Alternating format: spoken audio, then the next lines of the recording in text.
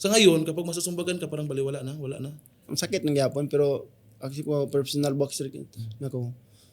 Kabalo na ko mo dawat og sakit ba na kuan mga igo. Pero depende na sa uban kung kaya ba nila dawaton. Pero kami mga boxer, kaya na jud na madawaton ng sakit.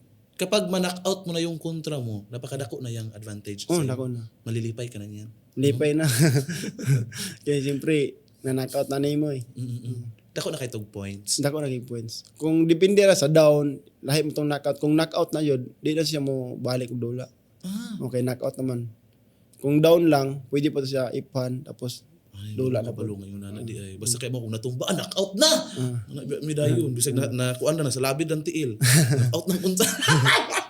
So nawa kanindot di lang tawin yung boxing. Oo. Pero ikaw sir, ikaw mismo, syempre, umagi ka talaga na knockout ka din. Ay, natumba ba? Wala pa ko wala pa ko Like, ning wala ka na igog solid punch din natumba ka? Wala pa. Hindi pa nakikita sa'yo? Wala pa. Marunong ka talagang lumikay. Wala kay ra pud biya. Mayuan mo eh.